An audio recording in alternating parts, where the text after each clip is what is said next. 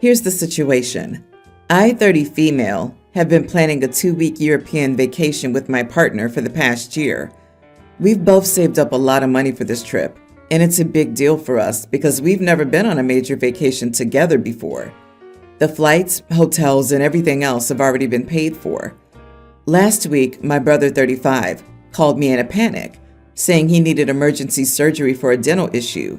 It's not life-threatening, but his tooth infection is bad, and it needs to be dealt with soon. He doesn't have insurance. Long story involving bad financial decisions, and the procedure is going to cost about $10K. He asked me to loan him the money, but there's no way I have an extra $10K lying around after paying for this vacation. When I told him that, he got angry and said I should cancel my trip to help him since family comes first. He even suggested I ask for refunds on the flights and hotels, as though that would magically solve the problem. I told him I felt bad for his situation, but I wasn't going to cancel a trip we'd been planning for a year over his poor financial choices, especially when this wasn't a life or death situation. He lost it, called me selfish, accused me of abandoning him in his time of need, and got our mom involved. Now my mom is pressuring me to cancel and help him out, saying it's just a vacation and I can always reschedule. But I don't think it's fair that I should be expected to sacrifice something I've worked hard for because my brother can't handle his own responsibilities. Am I the idiot? Is he lying about the cost to drain you of your money or something? And how much is mom contributing since she's butting in?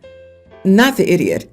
Care credit is a thing, and I'm going to know what dental procedure costs $10K that deals with infections. The only way I would ever dream of paying for a sibling's wildly expensive emergency dental surgery would be to go to the office myself and hand payment directly to the folks there behind the desk. Even if you cancel your vacation, you aren't going to be refunded 100%, and you will lose thousands of dollars. Never mind having to renegotiate PTO with each of your respective employers. Dental infections are agonizing and can quickly become life-threatening due to their proximity to the brain. Not your problem, brother's problem. Your parents aren't willing to help out family?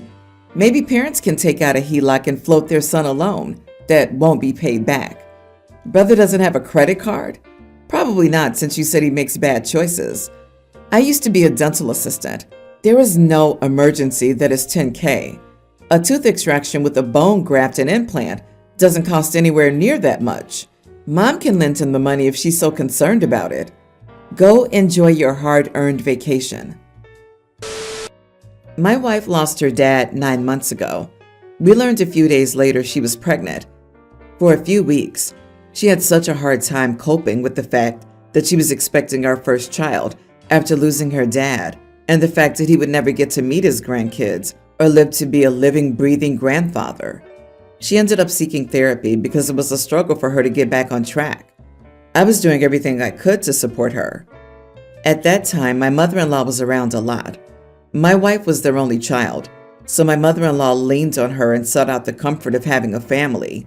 They grew closer than ever before, but slowly, mother-in-law started spending less time with us, but she'd still stop by. We wanted my mother-in-law to be there for an ultrasound my wife was booked in for. I was also there, of course. On the day of, mother-in-law showed up with a man and introduced him as her boyfriend. She said she wanted to include him in such a special moment. My wife said he wasn't coming into the room with us, and they argued before my wife told my mother-in-law to leave. My mother-in-law and my wife fought more afterward because my wife didn't say hi or anything to my mother-in-law's boyfriend. And because my mother-in-law felt my wife should have been more open to including him, things became tense because my wife told my mother-in-law she couldn't be around him yet. Mother-in-law tried pushing and pushing, but my wife held firm. When my wife had our baby, she let mother-in-law know, and mother-in-law wanted her and her boyfriend to visit to meet their grandchild. My wife said she could come, but he wasn't welcome. A week later, just this past weekend in fact, my mother-in-law dropped by to confront my wife over this. Mother-in-law told her she was being selfish and how her boyfriend was lovely and would be a wonderful grandfather and how she couldn't force them apart. My wife said that's fine. If she can't come without him, she'd just have to accept it. Mother-in-law said she doesn't have to. Just accept him and let our child have a grandfather. Accept having another older male presence in her life. My wife lost her temper and yelled at mother-in-law that the boyfriend was not our child's grandfather, was not anything to her, and nobody she dated would ever be able to fill those shoes. Then my wife left the room and went to cry. She wanted some space, so I gave it to her and told mother-in-law she needed to leave. Mother-in-law wouldn't leave at first, and then she said, "I suppose you'll apologize for her now." And I just said no. Nothing else, just no. And then I was able to get her to leave. She made some kind of angry face and told me I didn't need to be so rude about saying no, that I didn't need to mock her. Am I the idiot? Not the idiot. You don't bring a boyfriend to meet the family at an ultrasound. Even the boyfriend should have known that. The mother-in-law's comments make it seem like she's trying to fill in the void that father-in-law's passing left, and she's doing it quickly. I hope she's not rushing into things. If your mother-in-law wants to introduce the new boyfriend to your child, she needs to take the time to introduce him to you and your wife away from the kid. And based on what's happened so far, it'll take a lot of time. Don't apologize to your mother-in-law. You should have just laughed at her comment and told her to get out. Yeah, I gotta question the boyfriend here too. Why was his answer not, "No, I don't want to meet your daughter for the first time at her ultrasound for her first child"? What the heck? Seriously, I don't know why someone would think that that's in any way appropriate and would want to associate with someone who did. God, father-in-law is barely cold, and she's bringing new gramps around? I'm not surprised your wife isn't having any of it. Losing a parent at any time is difficult. Finding out you're pregnant just afterward is definitely going to mess with your emotions. If mother-in-law is happy with the new man, then good for her. But forcing him onto her daughter as a replacement grandparent is a big no-no. Sounds like the baby will have one set of grandparents. I, female 37, recently got a lump sum for a career project that became a whole company. When I signed the paperwork, I felt like I had the opportunity to build a financial future, but my relationship wouldn't be affected. This has not been the case, and I'm very put off, to the point of breaking our engagement. We've been together for 4 years. I met him on the last leg of my struggle to get what's become my working life's motivation. This project has been all-consuming, and aside from that, I only had time for my family. I have very good friends, but everyone is busy. I didn't date or go out. When Sean, male 43, came along, I was swept off my feet because I wasn't expecting to find someone that I liked so much. We shared the same sense of humor, and I became really attracted to him, both emotionally and physically. Sean is divorced. He has average office assistant skills and works for a small government agency. Our salary gap was not a huge deal, as I invested a lot into my project, so whatever money I kept for myself went to my non-negotiable priorities. I take care of my family and pay bills. He did have hobbies that he spent time on, but when I met him, he was in between jobs and had to wait 4 months until he became active at his new job at the agency. We were both thin on money. I was very happy to have a guy who didn't pressure me to wear certain styles. I'm more of a flats and comfy clothes lady, when my ex before him demanded that I look trendy and said things that nullified my self-esteem. I knew he was on food stamps, very briefly, and chalked it up to a temporary bad situation. There was huge mutual acceptance. We tried to start a small consulting company, but it didn't work out. I noticed that he wasn't ready to co-manage, and after a long conversation, we decided to call it off. We had been talking about marriage for a while. When he proposed, the subject of a prenup was no surprise, as we had already agreed on having one. Even if I had nothing, I see it as a way to protect ourselves and each other from potential situations. I'm in a niche market that deals with loss prevention, and I've seen people getting into lawsuits. We had drafted a plan but had some tense moments. He closed off at the lawyer's office and created a tense environment during our second meeting. Nothing we had agreed on was getting followed through, and he kept asking for things and raising the bar. He got his own lawyer, which would have been okay, except that he never told me, and his attorney showed up, and I didn't even know he had hired one.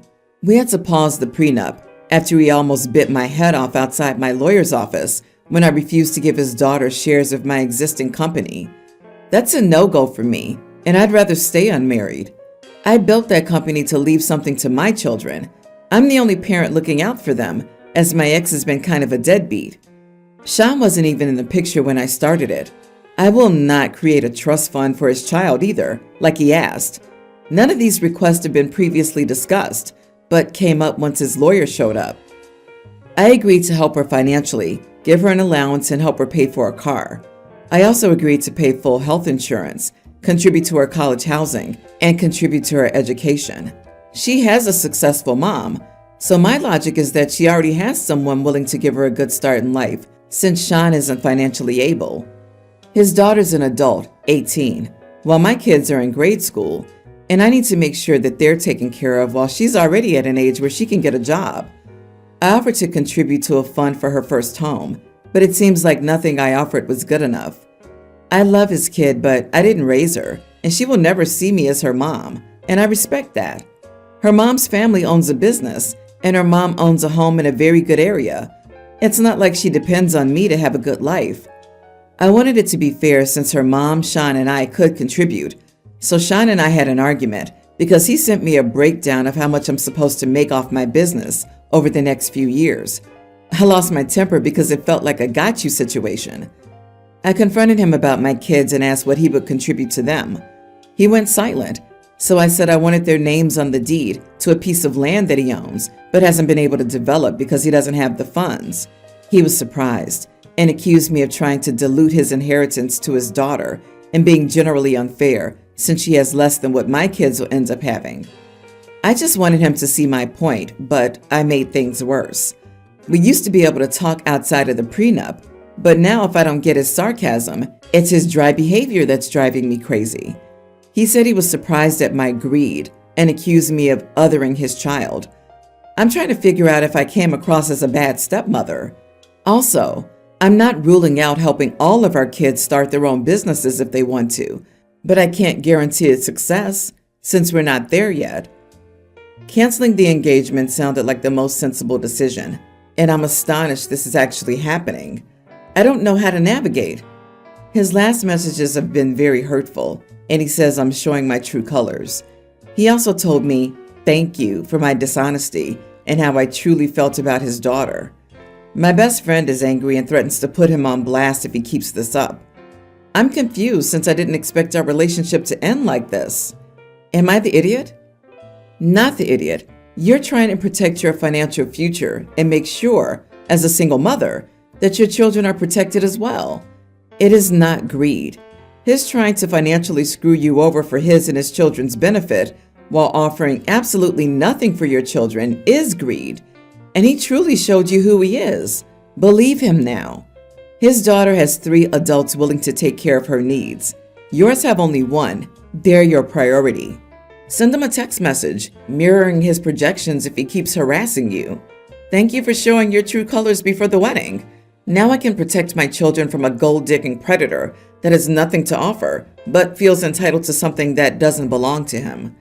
Good luck finding another golden goose to leech off.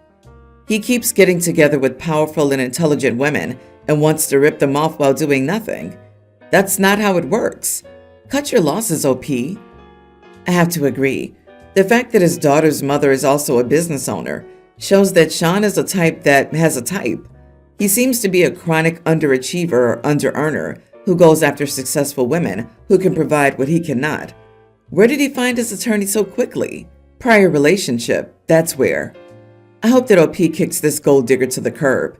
She's made too many sacrifices just to hand it off to a greedy leech. I, 26 male, eat a lot of steak, about 5 to 6 days a week. I also lift weights daily, which is my main protein source.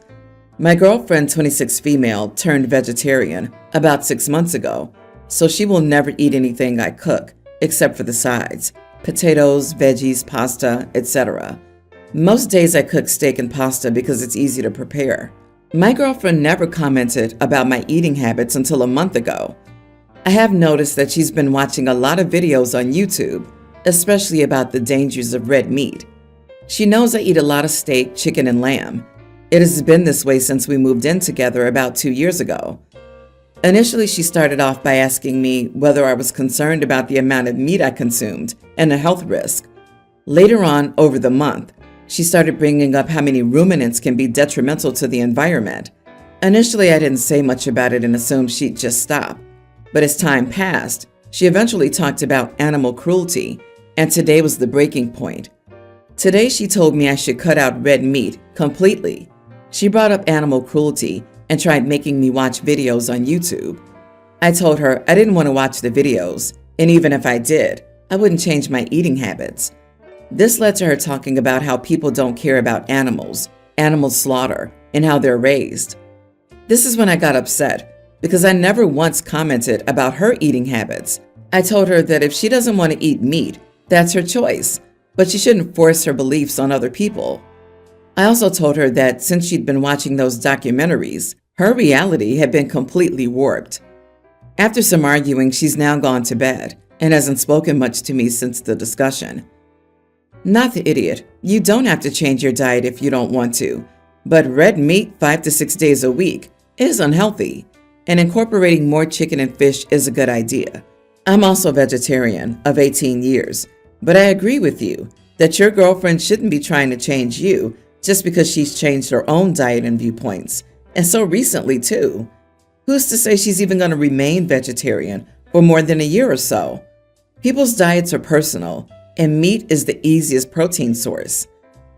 You are the idiot. Her reality hasn't been warped. You're in denial about the health and ecological damage that meat consumption causes. She's concerned about your diet's effect on yourself and the environment. That is a valid concern. You need to wake up to reality and realize that eating that much steak isn't great for you. You can be a gym bro and successful weightlifter, cut back on meat, and increase the proportion of protein coming from other sources. I booked a massage and dinner for two using a $250 voucher at a hotel. I also got a 20% discount since it was my first time purchasing from this voucher app. We had dinner first, followed by the massage. After the massage, I went to the front desk and gave the receptionist a $30 tip. She then asked where the rest of the tip was. I thought she was joking at first, but she told me that next time I should be thoughtful and tip based on the original price of $250 with a 20% tip. She said that since I had two discounts, the 20% off and the discounted $250 price, I should have tipped more. I was so taken aback that I said, "Never mind," and took the tip back before she accepted it. My friend was embarrassed and asked why I made such a big deal out of it. Honestly, life is tough these days, and where I can spend a little on myself, I appreciate the savings. Who doesn't love an extra discount in an already discounted service? Not the idiot. That reception was out of line. Tipping based on the actual amount you paid is totally fair. Sounds like she just wanted to squeeze more out of you. Good for you for taking it back. Tipping culture has gone bonkers, and people feeling entitled to the money you rightfully earned is not something that deserves rewarding. By the way, your idiot friend had the option to tip themselves. Everyone's the idiot here. In situations where a tip's expected, you're supposed to tip based on the original total, not the revised total, after a payment method like a card or a voucher is applied. However, she was outrageously out of line for calling you out for it, and your taking back your tip was justified. She should have graciously accepted your tip and then complained to all her coworkers and friends when you were out of hearing range. You know, like a normal person.